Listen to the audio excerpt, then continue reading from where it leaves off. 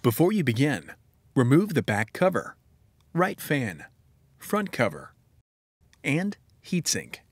Removal. Rotate the locking lever to its fully open position.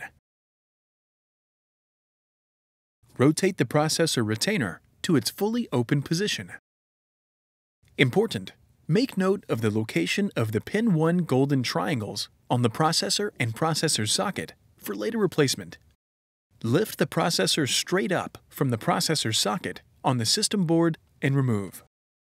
Caution: do not handle the processor socket pins. These pins are very fragile, and handling them could cause irreparable damage. Reverse this procedure to install the processor.